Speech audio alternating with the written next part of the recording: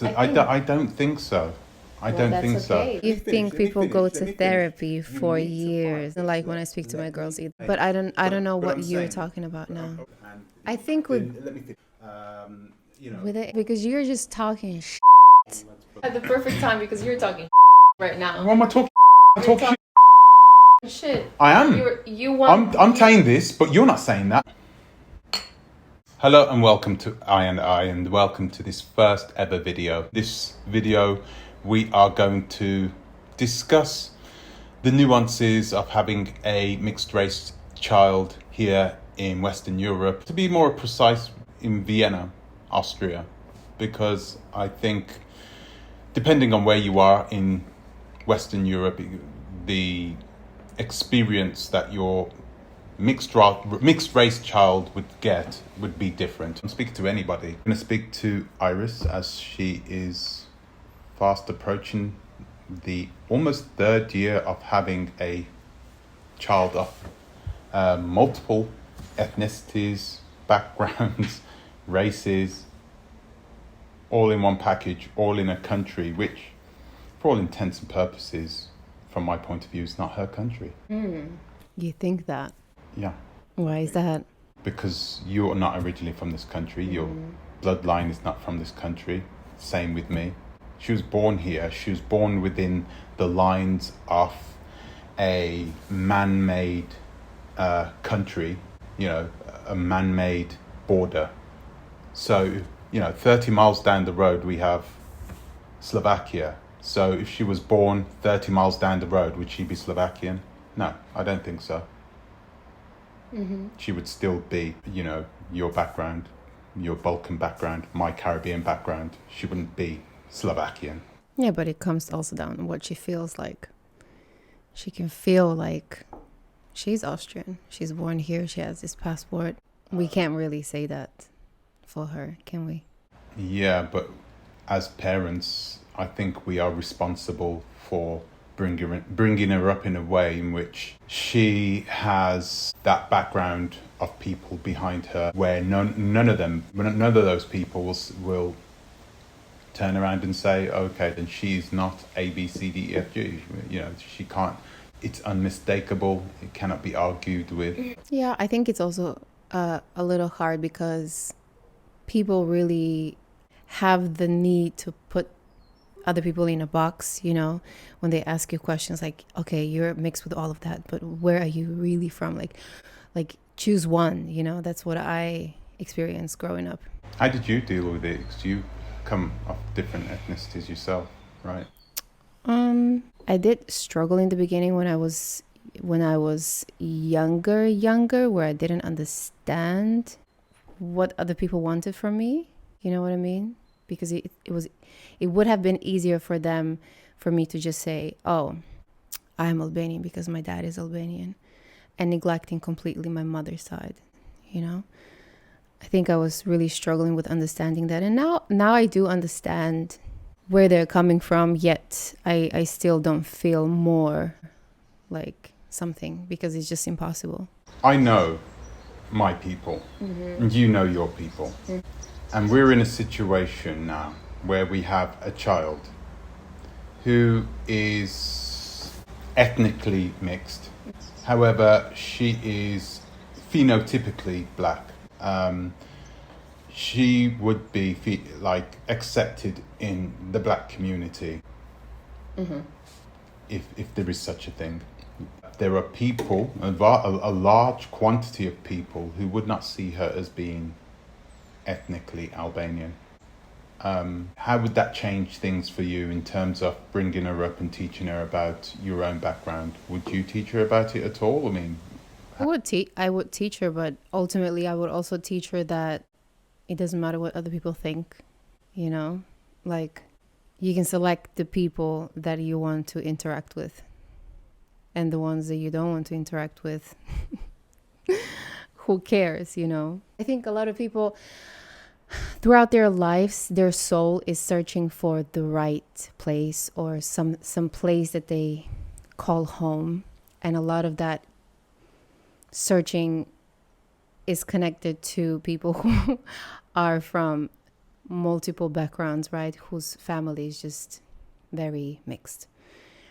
And I think even we ourselves struggle with that question, like where I'm from, and this is what I truly feel right now, and that can also change. And I think that if a stranger would come to me and tell me something that I don't agree with about myself, then it wouldn't bother me, because my mom just instilled that strong mentality and character in me for me to just know who I am. In the Caribbean community, we have our own problems that we need to discuss with our daughter and with our soon-to-be son. And there are also problems. There are also nuances towards the relationships between the different communities, ethnicities, and religions in the Balkan community. In general, I don't think it would be good for us to ignore that and just tell her, oh, love yourself, just, it doesn't matter what they think. I think it would be a lot more advantageous for our daughter to know these things before she gets found out the hard way, and she finds out the hard way. That's what I don't want to do. I don't want her to be disappointed, although she will be at some point, and we do need to bring her up in a way in which she will understand and embrace the fact that people are good, some are bad, but ultimately at the end of the day, we are family, we love each other 100%, and that's what really matters. You sort of sidestepped that question, really. You didn't really answer it. I mean, do you see yourself as being Austrian? No, that was clear as day. It's interesting because I feel closest. Let me think.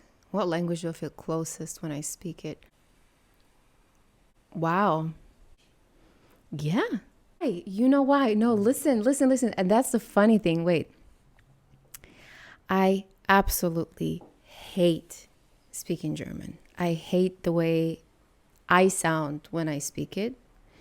There are definitely other people who sound lovely because they just have... Why do you hate it? I don't know. I find it very harsh, but then Serbian is even harsher, What do you think that could be? Give me an example. What do you think that could be? I think that, because I remember I told you before about you, the way you sort of boast about speaking proper German, which is okay. I think it's good. I think it's good that you are able to speak it, but who are you impressing? You're probably impressing Germans. And that's no offense to my German friends out there, or my Austrian friends, or my Swiss German friends. Yeah, that's no offense to them, but you are a very small group of people in this world. A very tiny minority of people in this world. There are 8 billion people in this world, and the amount of people that speak German in this world is what? 70 million? Which is a lot of people when we're looking at it from one point of view, but in the grand scheme of things, you are tiny. Why should I have to speak German? I shouldn't have to. If it comes, then that's good, but I wouldn't force that. I wouldn't force it on my children, unless I was trying to impress other Germans. I don't feel from you, I don't have a feeling from you that you are proud of being Kosovan Albanian. No, that's not true. I'm not saying it's not true. Wait a minute, it has to be true. I'm saying I don't get a feeling. That's what I'm saying. And if it is true, why do I get that feeling?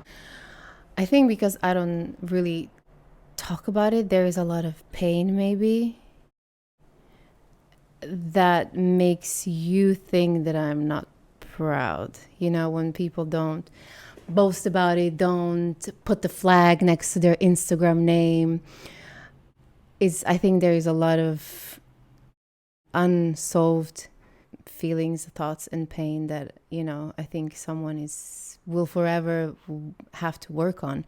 A lot of us Balkan kids, no matter where we're from, if both of your parents are from Bosnia, or if you are mixed between Serbian and Albanian or Croatian and Albanian, I think it's a deep-rooted so-called trauma that we all have inside of us.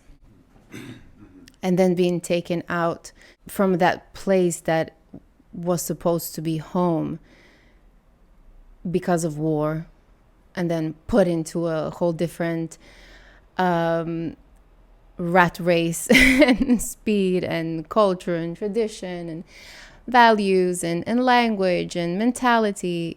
I think it's really hard for a lot of us to talk about, oh, we're proud. What does proud even mean, you know? And I think why we're being told to speak something proper, you know, like speak the language proper or have, I don't know, Austrian friends or whatever. It probably is part of integration, but then also how some parents are telling their black children, you have to work twice as hard as the white man, which I would never tell my kid. But you know, like if you compare those two, this is a little bit similar, because it's like, hey, you're an immigrant in this country, you have to like be on their level, otherwise you'll face being bullied, or you'll face, I don't know, that's just my analysis. That might have been, or that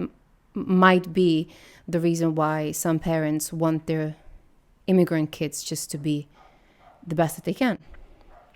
And it's not I think it has pros and cons. It's not a bad thing to instill that drive in general, because that drive will not just be stagnant or be just temporarily for, oh, well, I'm in this country, but it's an internal drive that you have just to be the best in everything, you know. Yeah, and you need to imagine now, because we're adults. You're in your 30s, I'm in my 40s. We can handle it emotionally because we've been through those wars. Ask yourself this: how is our daughter going to cope with being from a background, Jamaican, you know, with racist attitudes here in Western Europe, along with being half from a region that largely dislike one another because of past grievances? It would be actually very interesting to hear from some of our soon-to-be Black or biracial or whatever you want to call it, community, how you guys think about this. Because we're not trying to be right or wrong, right? We're partners who just agree. Sometimes we disagree. Sometimes we agree to disagree. And yeah, this is why I said I think, because I don't know, right? I will never know. Okay, let's move on. Track. I just wanted to talk more about the nuances of her growing up, because now at this age, she may be experiencing racism already. Mm-hmm. I read an article not long ago, actually a couple of days ago, about there being bias in the classroom when it comes to teachers, or European teachers who have bias towards children who are European, blue-eyed, blonde-haired, you know. They have biases and so treat them sort of better, but they don't know that they are doing it. We don't have to come to a resolution today, but we do need to move forward, because at the end of the day, I mean, you know, we're not perfect. We're not here. We're not making these videos or this YouTube channel because we think we know everything. But in the same way, we don't want to air out our dirty washing for all to see either. Sometimes I feel like we're not a team. It's like you're doing your thing, I'm doing my thing, and that's it. You know, part of making sure that this child gets brought up, no matter where she's brought up, in with a good mindset where she can focus on what she wants to become without focusing on everybody else's opinions, is by making sure that we resolve the problems in our relationship. Yeah. Are you Balkan? Do you live in Austria? Are you Balkan? Do you have a mixed race child? Or do you have a child with maybe a Serbian? Or maybe you have a child, you know, with anybody. Please give us your opinion. We are asking you for your opinion. Let us know in the comment section below. It'd be really good to hear from you. Okay, let's wrap this up. Okay, so I'd like to thank you for watching today, guys. See you later. Bye. Ciao.